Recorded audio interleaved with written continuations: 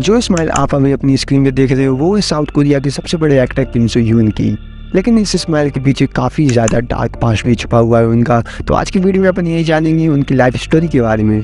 तो आप सबको शौक लगेगा जब मैं आपको बताऊंगा कि किम सो ह्यून एक सिंगल मदर द्वारा बड़े किए गए हैं, क्योंकि उनके फादर ने उन दोनों को अबैंडन कर दिया था तब वो बहुत छोटे थे और वो कोई एक नॉर्मल व्यक्ति नहीं थे। वो साउथ कोरिया के बहुत बड़े सिंगर थे जिनकी बैंड का नाम सेवन डॉल्फिन था और उन्होंने उसके बाद दूसरी लाइफ मतलब दूसरी फैमिली भी शुरू कर दी थी और इसकी वजह से किम सो ह्यून और उनकी मदर को बहुत बड़ा झटका भी लगा था। और उन्होंने अपने पहले इंटरव्यू में काफ़ी ज़्यादा मेंशन भी किया है किम सो ह्यून की फैमिली को।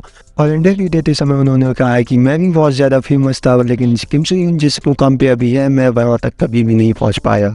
किम सो ह्यून और उनकी मदर एक रेंटेड अपार्टमेंट में रहते थे और उन्हें फाइनेंशियल कंडीशन भी बहुत ही बुरी हो गई थी, यहाँ तक कि उन्हें अपनी यूनिवर्सिटी एग्ज़ाम फीस देने के लिए भी पैसे नहीं थे और कभी कभी खाने के लिए भी वो एक सिंगल ब्रेड से काम चलाते थे।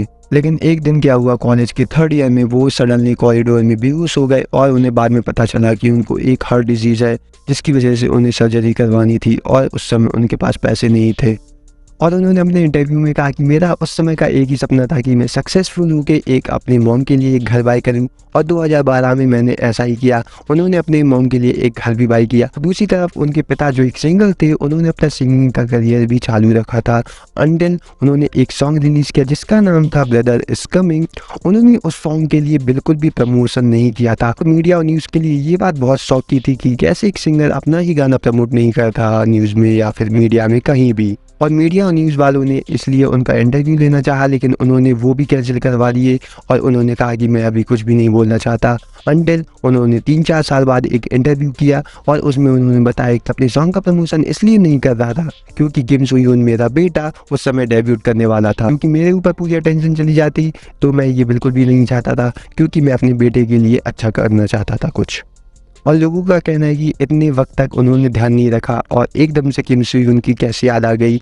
उन्होंने ये सब लाइमलाइट में आने के लिए कहा था और किम सो ह्यून की थोड़ी सी पॉपुलैरिटी उनको भी मिल जाए इसलिए उन्होंने ऐसा किया था, क्योंकि किम सो ह्यून उस समय बहुत ही ज़्यादा फेमस हो रहे थे।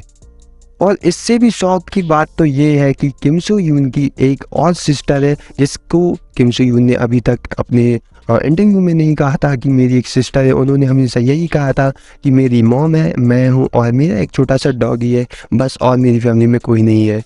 पर उनके फादर का कहना था कि मेरी एक सिस्टर है, मतलब किम सो ह्यून की हाफ सिस्टर, और उसकी सिस्टर का नाम है किम जूना, जो एक अपनी सिंगिंग करियर के लिए डेब्यूट सॉन्ग करने वाली थी जिसका नाम है what do I do without you और एक साउथ कोरियन ड्रामा का ओपनिंग सॉन्ग था। तो पूरी न्यूज़ और मीडिया में बातें होने लगी कि ना कि किम सो ह्यून ने कभी बताया कि उसकी एक सिस्टर है और ना कि उसके फादर ने कभी बताया कि उसकी एक बेटी है। और यही रूमर्स के चलते हुए किम सो ह्यून की एजेंसी जिसका नाम है की ईस्ट, उन्होंने कहा कि किम सो ह्यून अभी इस बारे में कुछ डिस्क्लोज नहीं करना चाहते क्योंकि उनका ये फैमिली मैटर है। तो फिर पब्लिक और वहीं पे पब्लिक क्रिटिसाइज करने लगी मीडिया को कि तुम लोग कैसे एक फैमिली की इश्यूज़ को पब्लिक कर सकते हो बिना उसके कंसेंट के। और वहीं पे दूसरी तरफ कुछ लोग कह रहे थे कि उसकी बहन को डेब्यूट करना ही था तो उसे किम सो ह्यून की ज़रूरत पड़ी इसलिए उन्होंने उसका यूज़ किया। और यही सब की र्यूमर्स चलते हुए कि किम सो ह्यून को पता है कि नहीं कि उसकी एक सिस्टर है।